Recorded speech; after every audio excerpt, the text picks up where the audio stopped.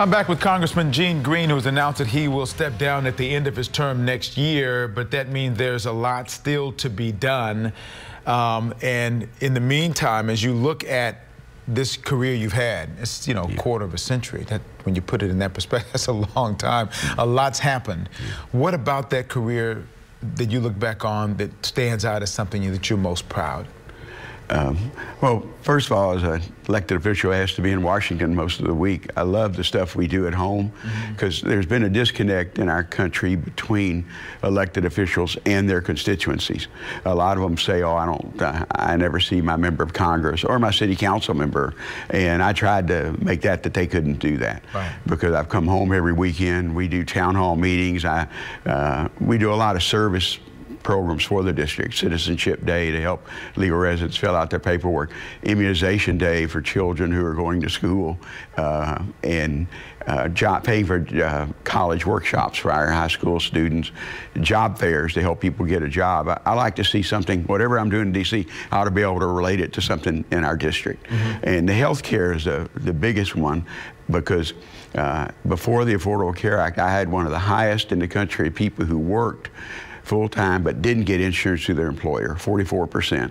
And I've known those numbers just because of the representing the area. But when health care isn't important in our district. I say people's faith, their family, and their job. But when they get that job, then they want to know if that employer is going to provide them health care. And that was not the case in our district up until the Affordable Care Act. And so the tax bill on the Senate side will eliminate the individual mandate. In Texas, you and I have to carry mandatory liability to just drive our car. Why shouldn't people be able to buy insurance and or make their employer, if you're employing more than 50 people, to have insurance through your employees? It sounds like it's almost part of the getting health care for your constituents to a level where they could have it is a good thing, but now the possibility of losing it may be even worse for you in terms of good and bad. Well, it couldn't get much worse than before the Affordable Care Act, because it was literally state legislation. Every state had their own, and it was a patchwork. That's why the Affordable Care Act had a national program, and so states were relieved of a lot of the responsibilities. But it's a battle that's going on. It's been, and my goal has always been expand access to health care for my constituents, and doing it both in Washington and on the ground.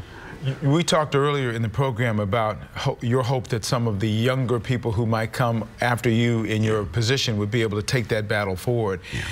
Who did you talk to about when you got ready to step down? Did you let those people know, and have you decided on someone who you will say, okay, that's who I want to succeed me? And how difficult would that be for you to do? Well, I have a lot of friends who are in the legislature and the state senate. I asked them to come, and we'll have dinner on last Sunday night. And John Whitmire and I have been friends forever. We got elected in 1972 together in different districts in North Houston. Senator Garcia, we were opponents in 1992, but she was county commissioner and now state senator. We've partnered on so many projects over the last 20 years.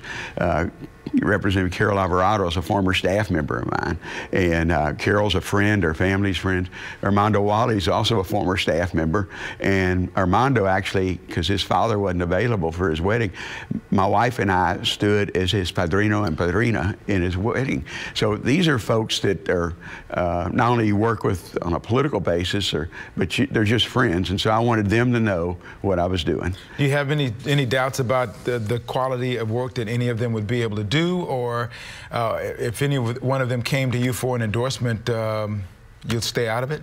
Well, again, these are all friends, and I explained that to them. If one of you run, I'll be glad to help you, but I'm not going to pick and choose. And that happened before when the late Senator Mariel Gallegos passed away. Carol Alvarado and Sylvia Garcia ran. Sylvia won that seat, and I stayed out of that because, again, they were both friends. And we'll see.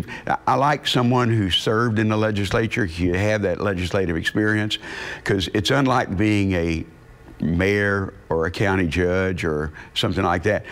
In the legislative process, you have to like people, not only your constituents, but the people you serve with, no matter what their political persuasion is, to get things done. And I think the experience that all three of them have had has been good because they've worked in the legislature and they understand there's a lot of give and take in the legislative process. Our forefathers created this system that we don't have a king. We all have to work together, again, whether you're a Democrat like I am or a Republican like Ted Poe. What do you say about President Trump and his leadership style? It's the most unusual leadership style I've ever served with. I've served with governors of Texas and presidents.